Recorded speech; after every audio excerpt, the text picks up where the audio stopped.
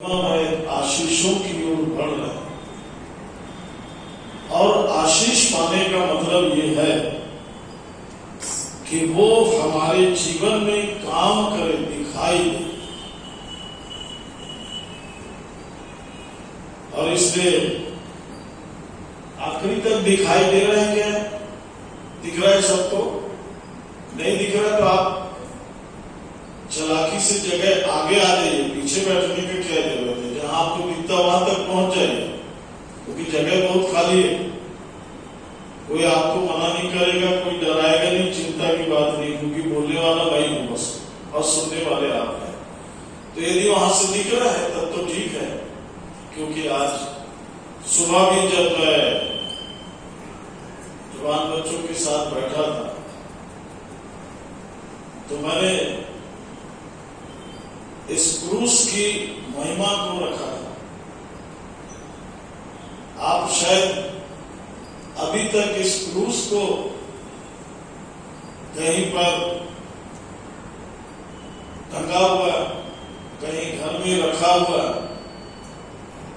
और गिरजे के ऊपर और कब्रिस्तान के ऊपर, कब्र के ऊपर लगा हुआ देखा होगा।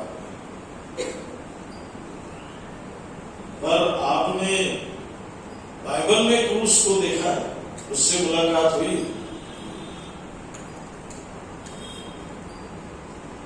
पहला कुरिन्थी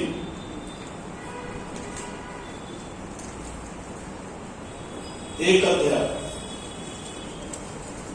18 वचन।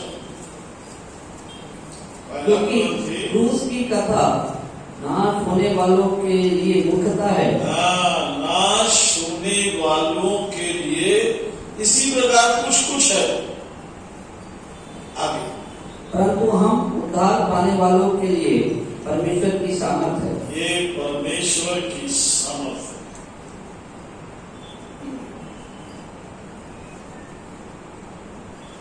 आपके अंदर में परमेश्वर अपनी सामर्थ डालना शुरू करता है। बोलना नहीं पड़ता प्रियो, प्रार्थना करके उसको याद दिलाना नहीं पड़ता, प्रभु पवित्र आत्मा दे।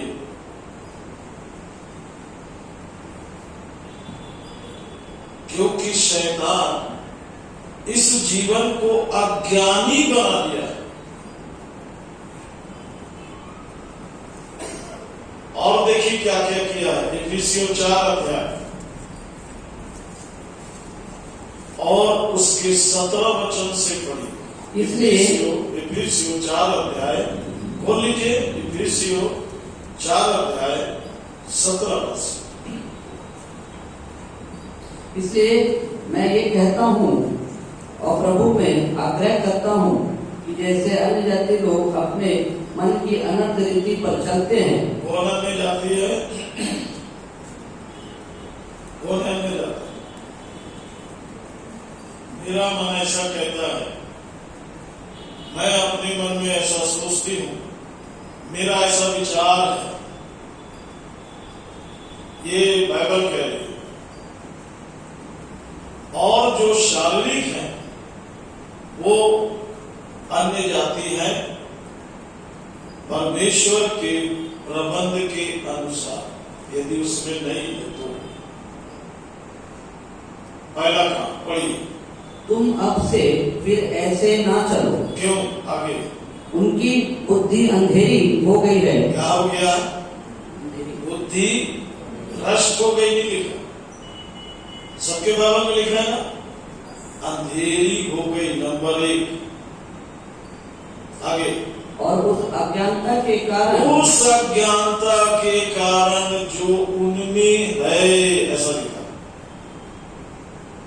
नंबर 2, आगे, और उनके मन की कठोरता के कारण। ये 3 बात है प्रियो। बुद्धि अंधेरी, अज्ञानता, कठोरता। परिणाम क्या है? आगे, परमेश्वर के जीवन से अलग किए हुए।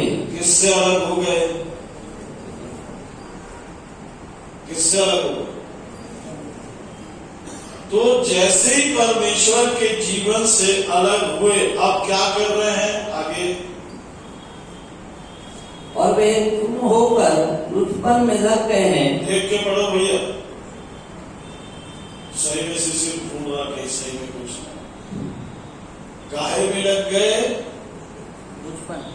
हम कुछ सोच रहे हैं, बाइबल कुछ बता रही है, और क्या कर रहे हैं कि वे सब प्रकार के गंदे काम लालसा से किया ये जाए। भीतर का काम है, किसी को नहीं पता पड़ता।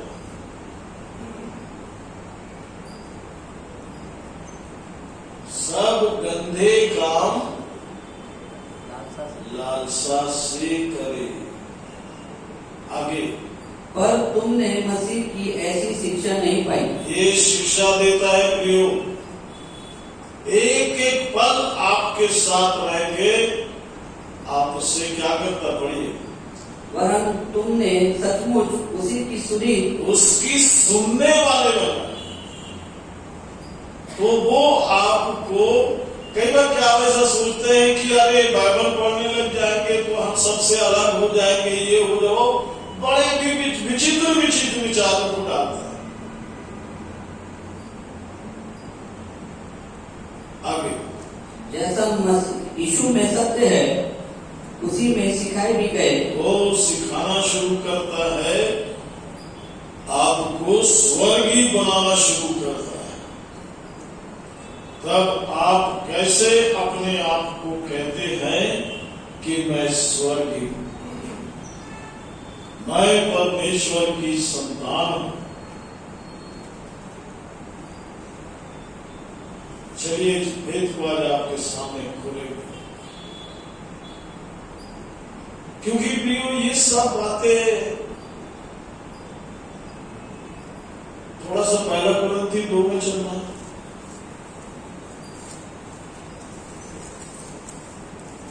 यहां देखिए पौलुस कुछ समझा रहा है, 6वें वचन से पढ़िए।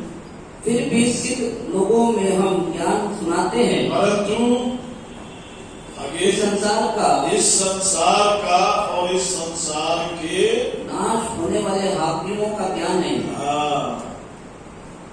फिर क्या है आगे, परंतु हम परमेश्वर का वो गुप्त ज्ञान भेद की रीति पर बताते हैं।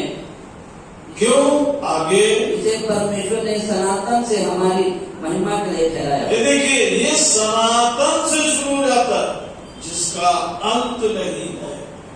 ये बड़ा सौभाग्य है प्रियो मनुष्य के जीवन में कि परमेश्वर इसमें अनंत का काम करता है।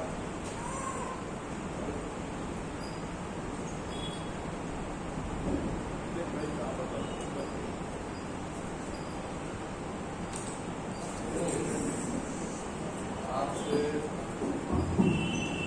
वही बात नहीं, क्या क्या तोड़ेगा कुछ भी सनातन से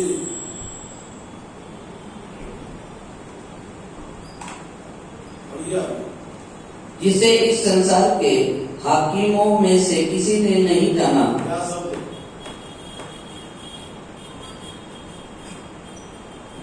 इस संसार के हाकिमों में से किसी ने नहीं जाना, यदि जानते तो तेजो में प्रभु को क्रूस पर न चढ़ाते। क्रूस पर ही नहीं चढ़ाते।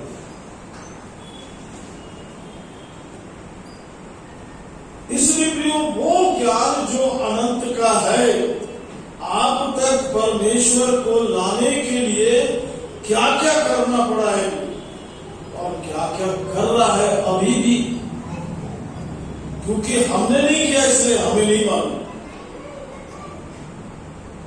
परमेश्वर ने किया। सब कुछ का करने वाला, क्योंकि काम उसकी इच्छा के अनुसार होना है। यदि एक व्यक्ति को भी चुनता है वो, तो अपने लिए।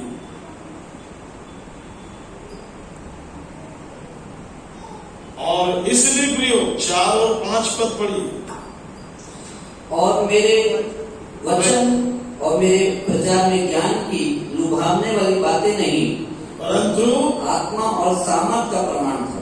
आत्मा और सामर्थ का। इसमें समस्या क्या है? आगे इसलिए कि तुम्हारा विश्वास मनुष्यों के ज्ञान पर नहीं, यहां से हम हटते नहीं है।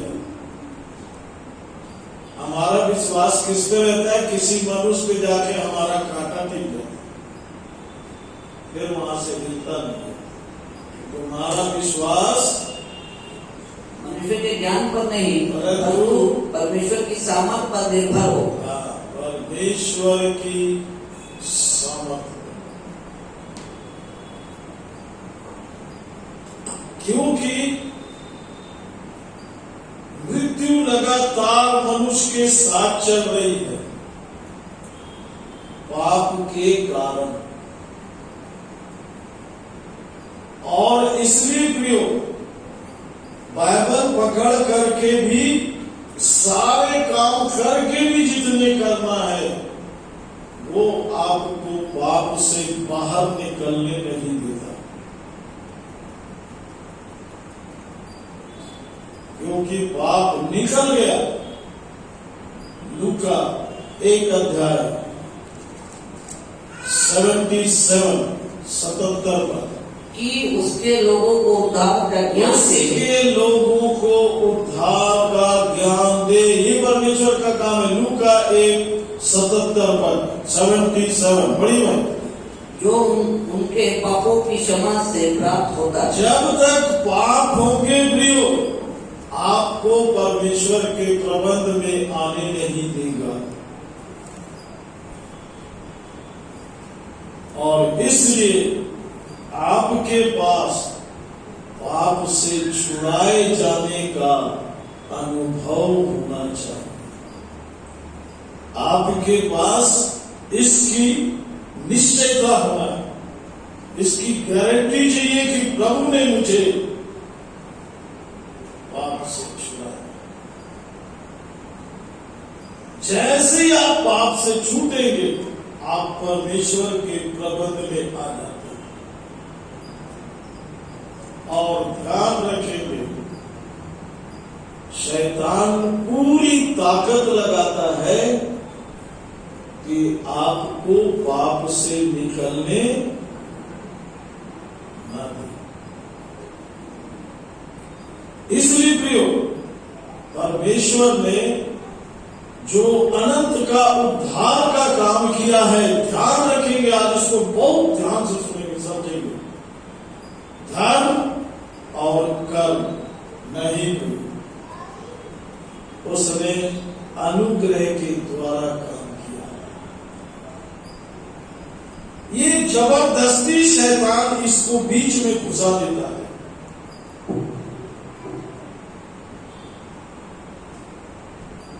क्योंकि यदि धर्म के चक्कर में है, 2 थिस्सलुनीय 2 अध्याय और उसके 30 वचन से, किसी रीति से किसी के धोखे में ना, अपने भी किसी, मतलब वो मेरा शरीर, आज आपको मैं स्वर्गीय होने का प्रबंध बता रहा हूं, जो आपको बोलेगा। क्योंकि हमने देखा था याकूब 1:14 में कि प्रत्येक व्यक्ति अपनी ही अभिलाषा से, शाबाश, अपनी अभिलाषा से फंस कर, खींच कर परीक्षा में पड़ता है। परीक्षा में पड़ता है। ये रूट है भी, अपने आप आते जाते हैं। और परीक्षा गर्भवती होकर क्या करती है? पाप को जनती है। और पाप जब बढ़ जाता है तो मृत्यु को लाता है। और जब आप मृत्यु के मुंह में चले जाते हैं तो वो अधलोक में, और अधलोक आपकी झील में डालते हैं। ये आपका व्यक्तिगत काम है कि आप वहां से अपना संबंध खत्म करें। यह आपका व्यक्तिगत काम है कि आप अपने जीवन में यीशु मसीह के द्वारा, परमेश्वर के उस अनुग्रह के द्वारा अनंत जीवन के भागी हो जाए। क्योंकि जीवन, ध्यान रखेंगे, व्यक्तिगत होता है।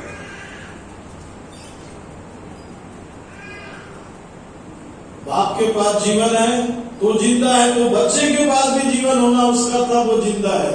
यदि जीवन नहीं है तो कहेंगे मर गया। आपके पास आपके लिए अनंत जीवन की निश्चयता होना है। और देखिए इसको यूहन्ना ने अपनी पत्री में किस प्रकार से लिखा। पहला यूहन्ना पहला अध्याय पहले वचन से बहुत बारीकी से इसको देखेंगे। देखिए मैं बड़ा परेशान हूं क्योंकि मैं कुछ बोलना चाह रहा हूं और प्रभु मुझे कहीं लेके जा रहे हैं। प्रभु किसी से बात कर रहे हैं। मेरी बड़ी निश्चयता है ये, जब मेरे हाथ में कुछ नहीं होता है तो समझ जाता हूं कि प्रभु किसी से बात कर रहा है। अभी तक प्रियो, आज की शाम तक बहुतों के जीवन में काम हुआ है, क्योंकि मैं लगातार बहुतों से मिल रहा हूं।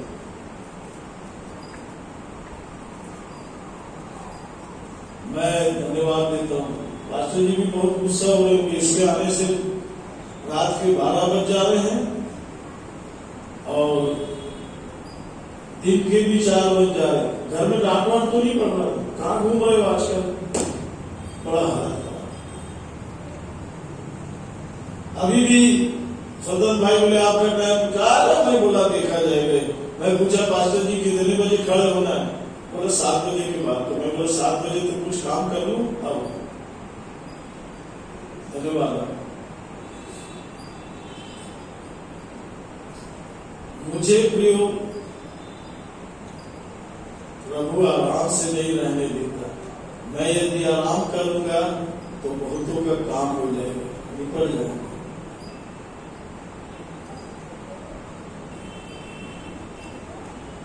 क्योंकि ये नियुक्ति वहां से है और वहां के काम के लिए है। पूरा प्रबंध प्रियो, सारा स्वर्गीय प्रबंध जो है प्रभु ने मेरे सामने खोल कर रखा। और यही नहीं, इस जीवन को पाप से, मृत्यु से कैसे निकालना है और कैसे परमेश्वर का जन बनाना है, इसको मैं 42 साल से कर रहा हूं। कितने साल से? अभी तो बहुतों की 42 साल उम्र नहीं हुई होगी। मुझे प्रभु ने 79 में बचाया।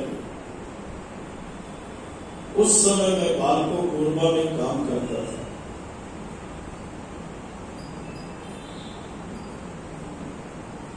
बहुत नाम, बहुत पैसा, बहुत सब चीज कुछ। मैं कभी भी अपनी इस गवाही को देता हूं कि मैं प्रभु यीशु को, प्रभु नौकरी नहीं थी, नौकरी थी, पत्नी थी। बहुत लोग परेशान रहते हैं, बेटा चाहिए, बेटा चाहिए। 3 बेटे थे। मतलब मैं कुछ भी नहीं मांगा प्रभु से, कभी कोई बात नहीं, कुछ नहीं। बड़ी अद्भुत तरीके से प्रभु ने मुझे पकड़ लिया।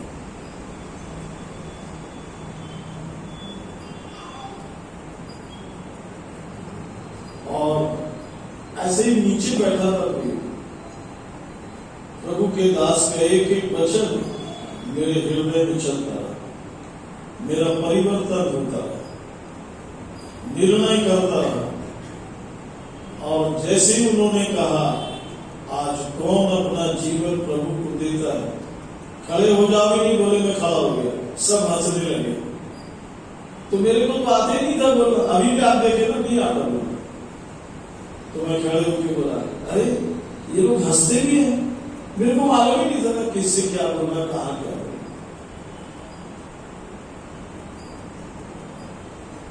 पर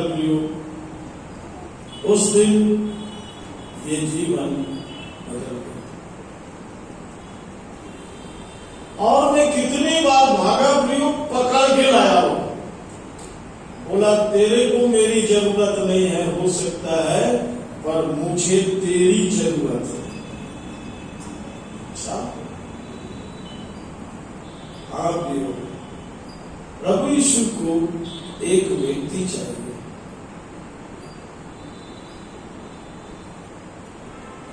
ऐसा वाला व्यक्ति जो खुद हट जाए और प्रभु यीशु आ जाए। पौलुस क्या बोला? मैं नहीं हूं, मसीह मुझ में हो। ऐसे लोगों को वो तैयार करता है जिसमें वो पूरा स्वर्ण उतारे। क्योंकि प्रियो, यीशु की कहानी से बहुत अच्छी कहानी या बहुत अच्छा संदेश ये उद्धार ने दिया। बहुत अच्छा था और उसमें बहुत भीड़ भी रहेगी, क्योंकि उद्धार किसी का नहीं हुआ, क्योंकि उद्धार करता यीशु मसीह है। और जब आपके अंदर उद्धार होगा तो उद्धार और यीशु ये नहीं देखता कि ये हिंदू है, मुसलमान है, सिख है, ईसाई है। उद्धार ये देखता है कि ये पापी है। यीशु किसके लिए आया? उसने कहा मैं पापियों को बुलाने आया। और प्रियो, बड़ी अद्भुत बात है कि यीशु के पास कोई आया नहीं, क्योंकि पापी कोई है नहीं। सब कौन है? मैं धर्मियों के लिए नहीं आया वो। तो उसके पास लोग नहीं आए क्योंकि वो धर्मी है। इसलिए आपको मालूम होना चाहिए कि धर्म भी आपका बहुत बड़ा शत्रु है। ये शत्रु का गिनती लिखा है। हाँ, दूसरा थिस्सलुनी कहां भाग जाते हो इसी में? थोड़ा देर तो वहां रुका करो।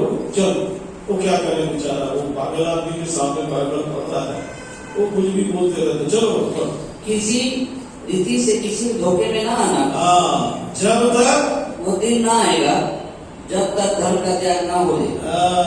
जब धर्म का त्याग होगा तो आपको आश्चर्य होगा। आगे, और वो पाप का पुरुष अर्थात विनाश का पुत्र प्रकट ना हो। क्या बोलता है वो? पढ़िए। जो विरोध करता है और हर एक से जो ईश्वर या पुरुष कहलाता है, अपने आप को बड़ा ठहराता है। और यहाँ तक कि वो परमेश्वर के मंदिर में बैठकर अपने आप को ईश्वर ठहराता है। सब बेचारे इसी में फंसे हुए। ये पाप की मुसीबत है।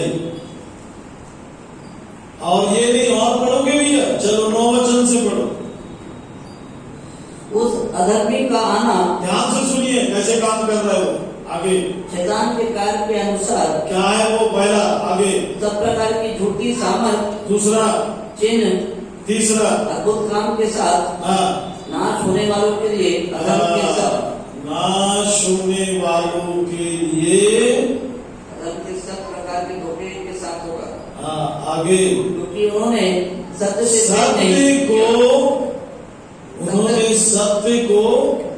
प्रेम नहीं किया। तब क्या होगा? छोड़ दिए जाएंगे। ऐसे नहीं प्रियो। आगे, इससे उनका उद्धार होता। आगे, इसी कारण परमेश्वर उनमें एक भटका देने वाली सामर्थ। इसलिए आप ध्यान रखेंगे, जिन चमत्कार से लोग इतने मुक्त हो जाते हैं कि उद्धार के विषय में भूल जाते हैं। क्योंकि जिन चमत्कार करने वाले का भी उद्धार नहीं हुआ। ये सब चैलेंज है प्रियो, ये सब चैलेंज है। बाइबल कह रही है। इसलिए ये मिट्टी वहां पे क्या बात करेंगे? चलिए बढ़िया। भटका देने वाली सामर्थ को भेजेगा कि वे झूठ की प्रतीति करें। इस पर विश्वास करते हैं, झूठ पर विश्वास करते। आगे, ताकि जितने लोग सत्य की प्रतीति नहीं करते, क्या होगा? आगे, अधर्म से प्रसन्न होते हैं, आगे वे सब दंड पाएं। किसी को नहीं छोड़ेगा परमेश्वर।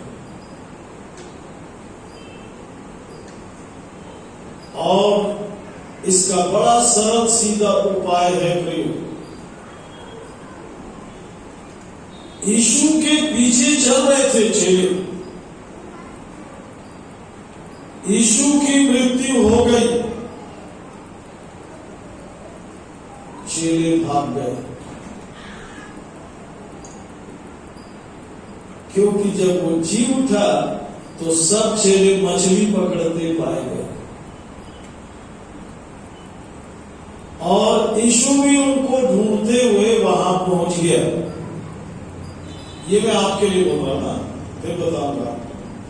और चेलों में से किसी ने भी नहीं पहचाना कि ये यीशु। यूहन्ना 21 अध्याय में लिखा सकता है, चेलों के नाम लिखे पूरे लिस्ट। और यही नहीं प्रिय, जब प्रेरितों के काम एक अध्याय में वो जैतून के पर्वत पर उन्हें ले गया, यहूदा को छोड़ सब चेले थे, तो उन्होंने यहूदा की जगह मत्तित्याह को चिट्ठी डाल के चेला बनाया था। उसके बाद उसका नाम लिया है कहीं, पर उनको ये नहीं मालूम था क्योंकि वो उसको पहचान नहीं रहे थे। और जैतून पर्वत पर जब वो उठाया गया, कितनों को मालूम है, पढ़े कि नहीं ये कुछ? प्रेरितों के काम 1:9 में लिखा है, तो चेले वहीं खड़े रह गए। ये नहीं उठाया गया। मैं बाइबल कैसे पढ़ता हूं, मैं वहीं रुक गया। पढ़ना भाई 9 बच्चा। ये कहकर वो उनके देखते देखते ऊपर उठा लिया गया। हाँ। और बादल ने उसे उनकी बादल ने भी क्या कर दिया? छिपा लिया, ढांक दिया, छिपा दिया। अब देखिए, उसके जाते समय जब वे आकाश की ओर ताकते रहे, तो स्वर्ग से संदेश आया उनके पास। पढ़िए। तो देखो 2 पुरुष श्वेत वस्त्र पहने हुए हाँ। उनके पास आ खड़े हुए। और एक गलीली पुरुषों, तुम क्यों खड़े आकाश की ओर क्या देख रहे हो? बोला वहां ये जैसे गया है आगे, यही यीशु जो तुम्हारे लिए स्वर्ग से उठा लिया गया है, जिस रीति से तुमने उसे स्वर्ग को जाते देखा, उसी रीति से वो फिर आएगा। ये जो उठाया गया प्रियो, ये मसीह है, जिसे चेले भी पहचान नहीं पाए। आगे चीज में बात समझ लो, ये जी उठा हुआ मसीह है जिसे कोई भी चेले नहीं पहचाने, और इसलिए नहीं पहचानने के कारण वे वहां छूट गए।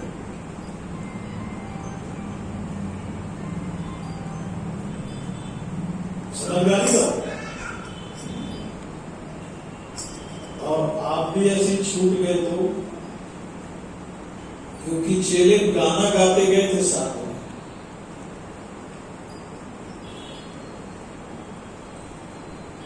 तो मैं बाइबल पढ़ते हुए बैठ गया। मैं बोला प्रभु ये तो गलत है, ये सब छोड़ के, पतरस ने पूछा था, हम सब छोड़ के तेरे पीछे आए हैं, हमें क्या मिलेगा?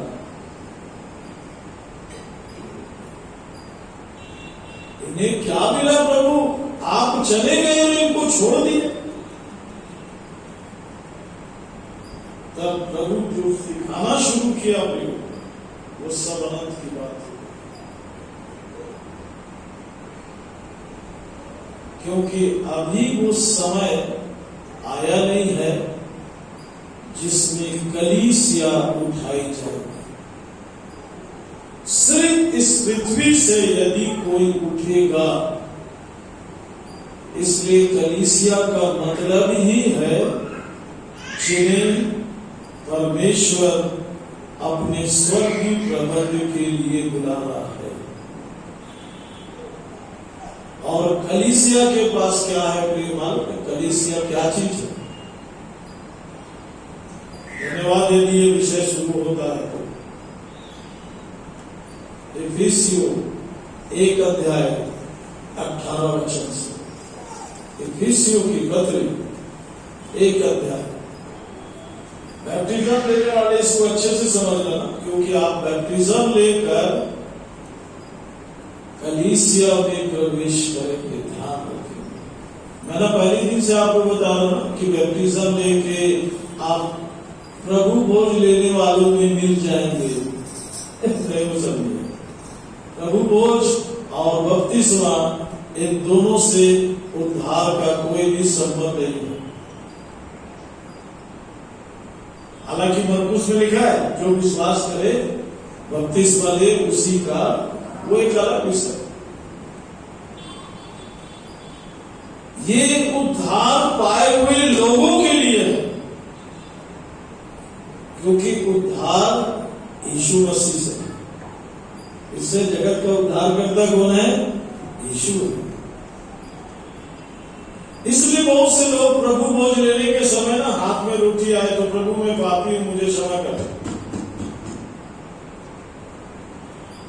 वो पाप क्षमा करने का स्थान नहीं है। आपको घोषणा करना है कि आप प्रभु की संगति में कहां तक कितना है और प्रभु आपको कहां तक अपने संगति में इस्तेमाल कर रहा है।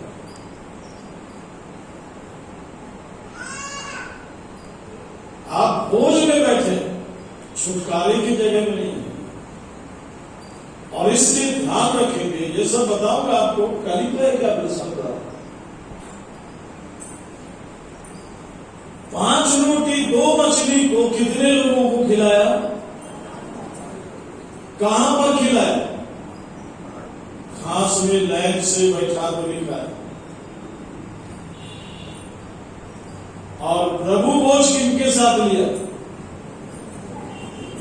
किसके साथ लिया? कहां पर लिया? तो रोटी कोट लिया। इस सब का मतलब है, ध्यान रखिए, शैतान बुद्धि इतनी भ्रष्ट किया हुआ है कि वचन की किसी भी बात को आपको समझने नहीं देगा, क्योंकि वो आपको आपके दायरे से बाहर ही नहीं जाने देगा। और उसका कारण है पाप।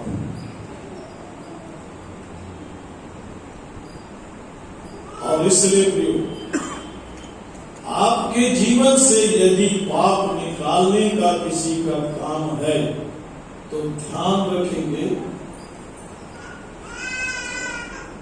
अब मनुष्य की तो बात छोड़िए, चलिए मैं अशुद्ध आत्मा और दुष्ट आत्मा का स्वभाव बताता हूं आपको। जो आपके अंदर रह रहे ना, इनकी आदतें क्या है, इनके काम करने का तरीका क्या है। मत्ती 12 अध्याय 43 पर, मत्ती 12:43 43। जब अशुद्ध आत्मा मनुष्य में से निकल जाती है, फिर से पढ़ना भैया।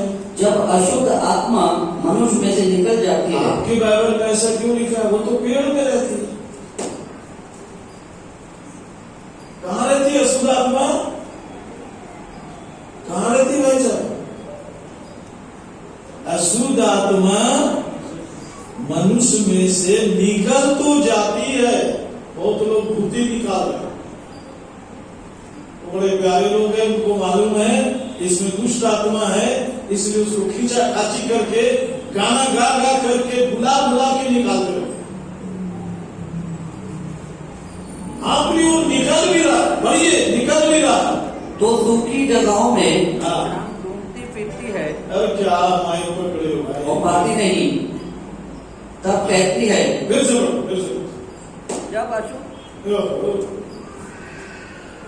जब अशुद्ध आत्मा मनुष्य में से निकल जाती है तो सूखी जगहों में विश्राम ढूंढती फिरती है। जब अशुद्ध आत्मा कहां से निकल जाती है? मनुष्य में से निकल जाती है तो सूखी जगहों में विश्राम ढूंढती है, और जब नहीं पाती है तो वो अपने उसी घर में जहां से निकली थी आगे लौट जाएगी। और लौट कर उसे सुना झाड़ा बुहारा और सजा सजा। हम तो कुछ नहीं करते भाई, खाओ पियो मस्त रहते, सुना कुछ नहीं करते। हमको क्या जरूरत, हम कोई गड़बड़ी करते नहीं। सुना झाड़ा बुहारा साफ सुथरा। और अशुद्ध आत्मा क्या बोल रही? पढ़िए। तब वो जाकर अपने से और पूरी 7 आत्माओं को अपने साथ ले आती है ताकि उसका बैंड बजा दे। क्या बजा दे?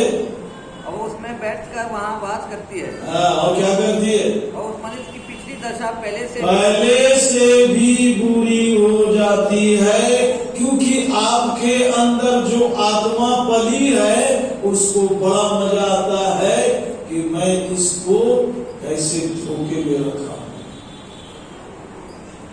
और ये मेरी आज्ञा में कैसे पाप पर पाप। कौन सी आत्मा भी है? दुष्ट आत्मा की अशुद्ध आत्मा? अशुद्ध विचार, अशुद्ध विचार, अशुद्ध विचार। यहां तक प्रियो आप सोए हैं तो भी वो आपके अंदर घुसे रहते।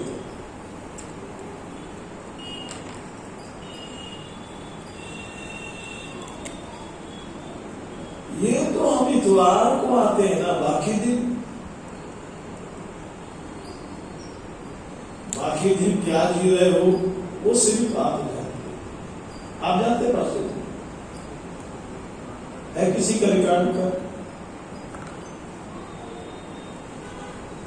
पास्टर जी बहुत अच्छे, सही बात है, बहुत अच्छा, कोई रिकॉर्ड नहीं रखा, बहुत अच्छा। पर क्या करे, बाइबल एक ऐसी पुस्तक है जो ये बताती है, मत्ती 12:35, देखिए आपका रिकॉर्ड। भला मनुष्य मन के भले भंडार से भली बातें निकालता है और बुरा मनुष्य बुरे भंडार से बुरी बातें निकालता है। ये इसमें से कोई निकाल लो, क्योंकि ये आवाज बहुत कीमती है, समुद्र पहुंचना।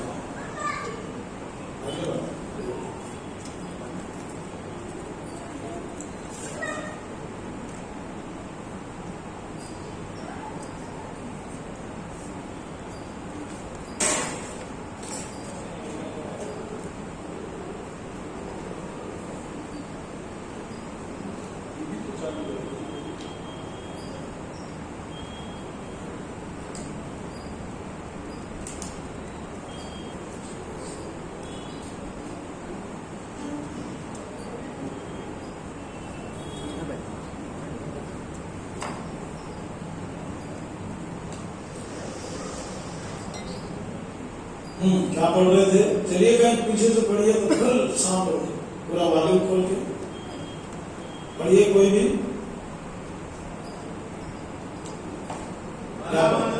मन के भले भंडार से भली बातें निकालता है। धन्यवाद इस सामने के लिए। चलिए।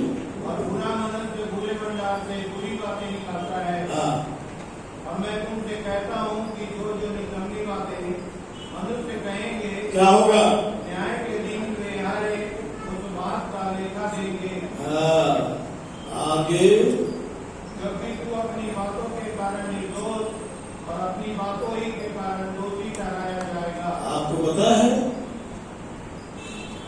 आप जो बोल रहे हैं तो परमेश्वर को मालूम है कि ये शैतान बोल रहा है, सबका कर,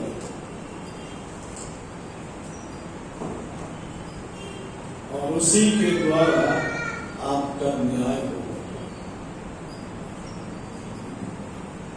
कौन सी बातों का न्याय होगा?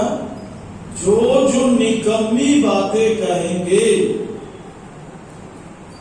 तो लिखा है इस निकम्मे दास का हाथ पैर बांध दो और कहां डाल दो।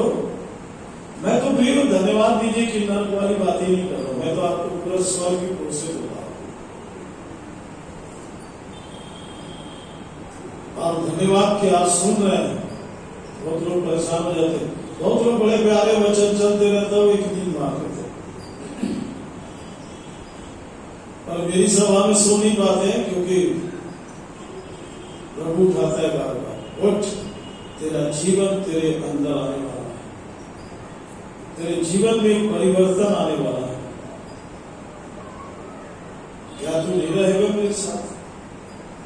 आप भी हो, पाप निकल गया तो मृत्यु निकल गई और शैतान का सारा सिस्टम निकल जाता है। आप एक अलग प्रकार के व्यक्ति बन इसलिए वो प्रियजन बनना है तो क्या करना पड़ेगा आपको? बाइबल पढ़ना पड़ेगा। तो इसको 5 उंगली से पकड़िए, क्योंकि 1 उंगली से तो पकड़ नहीं सकते, 4 उंगली से भी नहीं पकड़ सकते। आज प्रैक्टिस करा रहा था मैं 5 उंगली से। तो ध्यान से सुनिए, ये 5 उंगली क्या है? पहला पढ़ना, दूसरा ये जीवित वचन है, इसकी सुनना। तो आपने जैसे ही सुना आप परमेश्वर के प्रबंध में आ जाते हैं। तो इसमें बोलने वाले बहुत हैं, शैतान भी बोलने वाला है, इसलिए मनन करना, ये किसकी आवाज है। फिर मानना, पहला क्या है? पढ़ना, दूसरा सुनना, तीसरा मनन करना, चौथा मानना, पांचवा अंगूठा छाप है ये चलना। और आपको स्वर्गीय होने से कोई रोक नहीं सकता। और बाइबल जैसे ही आप खोले, आज के बाद से पहला काम करना शुरू कीजिए। यदि आप परमेश्वर के जन और स्वर्गीय बनना चाहते हैं, आज अभी इसी वक्त से चैलेंज कीजिए अपने जीवन को कि आप बाइबल को जैसे उठाते हैं, अपने शरीर को अलग करना सीखिए। जब रात को आप सो गए तो आपका शरीर सो गया, पर ध्यान दीजिए आपके अंदर कल का और बहुत समय का कचरा भरा रहता है। सुनिए जी, आधा नींद है, वहां गए थे क्या? वो बेचारे का पूरा नींद गायब हो गया, क्योंकि नहीं गया।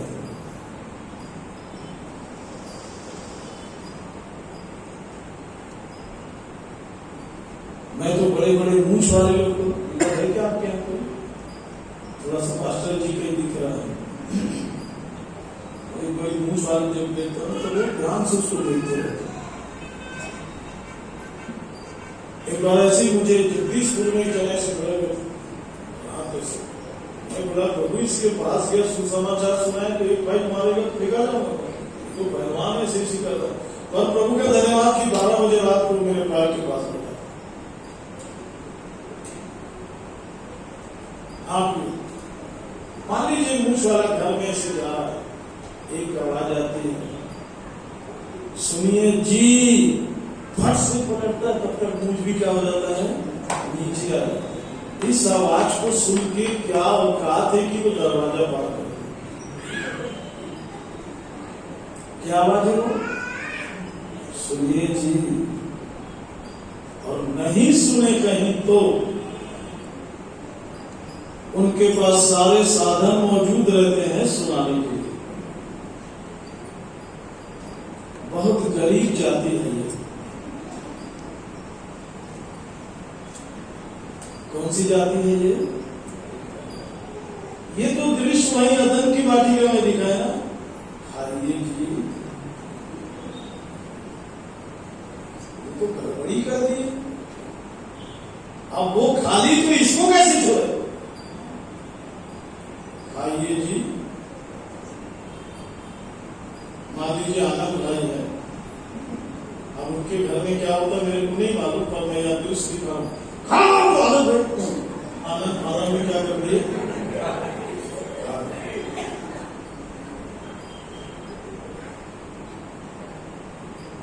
आपको नहीं बोला भैया, आपको बहुत अच्छे, ठीक आदम की बात है।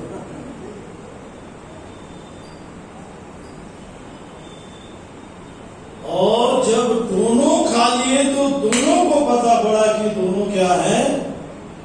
नंगे है।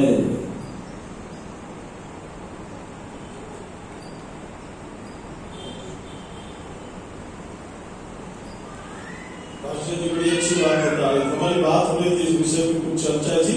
सकते उठते बैठो कि आदम जब छिप गया तो उसे मालूम हो गया कि मैं मर गया। क्योंकि वो किससे छिप गया? परमेश्वर से छिप गया, परमेश्वर से छिप गया। और ये मनुष्य आज तक छिपा है। यशा 59 अध्याय उसका पहला वचन से पढ़िए, यशा 59। मैं सोचा शिष्य कोई भाग सुनो, गया यहोवा का हाथ ऐसा छोटा नहीं हो गया कि हमारा उद्धार ना कर सके, आगे ना वो ऐसा बहरा हो गया है कि ना सुन सके। यदि की खतरनाक बात, आज निर्णय करके जाइए कि प्रभु यदि कोई चीज मुझे आपसे अलग कर रही है, आज यही छोड़ के जाइए। सब अनिल भाई को देख के जाइए, ईस्टर में खाने के समय सब प्रकट होगा कि किसने क्या क्या दिया, कितना दिया। आज खाली करके जाइए बड़ी भाई आगे। परंतु तुम्हारे अधर्म के कामों ने तुमको तुम्हारे परमेश्वर से अलग कर दिया है। इसलिए तो बैठे प्रियो कि आप अपना अधर्म आगे बढ़िए, और तुम्हारे पापों के कारण उसका मुंह तुमसे ऐसा छिपा है, वो तुम्हारी नहीं सुनता। सब यही छोड़ देना।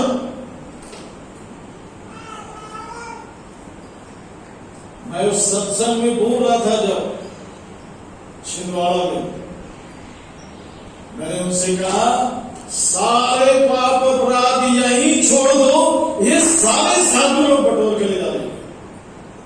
हम तो यहाँ तुम तो यहां से राखड़ और पता नहीं क्या क्या बटोर के लिए जा रहे हो। तुमको ज्ञान नहीं मिला है कि तुम पापी होने के कारण परमेश्वर से छिपे हुए। क्या लिखा सुशील भाई? अधर्म के कारण उसने उसका मुंह तुमसे ऐसा छिप गया है कि तुम्हारी नहीं सुनता। 8 वचन पढ़िए जरा। शांति का मार्ग वे जानते ही नहीं। हाँ, आगे। ना उसके व्यवहार में न्याय है, आगे। उनके पग टेढ़े हैं। हाँ, जो कोई उन पर चले वो शांति ना पाएगा। आगे। इस कारण न्याय हमसे दूर है, हाँ, और धर्म हमारे समीप भी नहीं आता। आगे बढ़िए। हम उजाले की बाट तो जोते हैं, हाँ, परंतु देखो अंधेरा ही बना रहता है। आगे। हम प्रकाश की आशा तो लगाए हैं, आगे। परंतु घोर अंधेरा ही में चलते हैं। क्या देखिए हमारे जीवन का पूरा रिकॉर्ड लिखा है। आगे। हम अंधों के समान दीवार टटोलते हैं। हाँ, हाँ, हम बिना आंख के लोग के समान टटोलते हैं। क्या गजब बात है। आगे। हम दिन दोपहर रात के समान ठोकर खाते हैं। हाँ, हर पुरुष के बीच हम मुर्दों के समान हैं। आगे। हम सब के सब रिजों के समान चिल्लाते हैं, आगे। और बंदूकों के समान क्यों क्यों करते हैं। ये बड़ा प्यारा लगता है प्रियो। मनुष्य क्या कर रहा है? ची ची कर रहा है। किसके समान? बंदूकों के समान। कौन सा प्रदेश है जिम्मेदारी? मैं इसे यहां तक के लिए पढ़ाया। ये मनुष्य सिर्फ क्या कर रहा मालूम? चीन चीन चीन। क्योंकि अंधेरे में टटोल रहा है। अंधेरे कुछ ऐसी रहना चाहिए। परमेश्वर ज्योति है, उसमें कुछ भी अंधकार नहीं। ईश्वर ने कहा जगत की ज्योति मैं हूं, और इतने कह के बंद नहीं किया उसने कहा जगत की ज्योति तुम।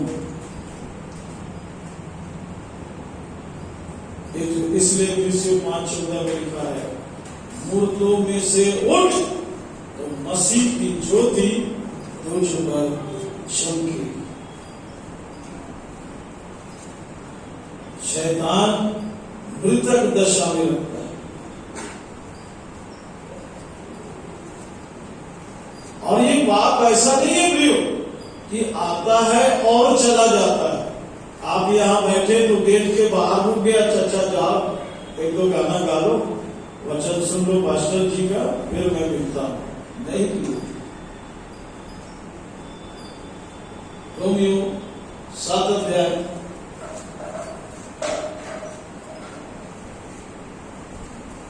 24 पद पहले पढ़िए। मनुष्य हूँ, मैं कैसा ऐसा अभागा मनुष्य हूँ, मुझे इस मृत्यु की देह से कौन इस छुड़ाएगा? मृत्यु की देह से कौन छुड़ाएगा। अब 9 वचन पढ़िए, ध्यान से देखिए क्या लिखा है, पढ़िए। मैं तो व्यवस्था बिना पहले जीवित था, परंतु जब आज्ञा आई तो पाप जी गया। क्या जी गया? पाप जी गया। आगे, और मैं मर गया। मैं मर गया। आगे, और वही आज्ञा जो जीवन के लिए थी मेरे लिए मृत्यु का कारण ठहरी, क्योंकि पाप ने अवसर पाकर आज्ञा के द्वारा मुझे बहकाया और उसी के द्वारा मुझे मार भी डाला।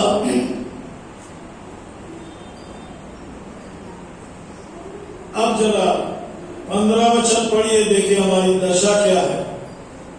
जो मैं करता हूँ उसको नहीं जानता, नहीं जानता।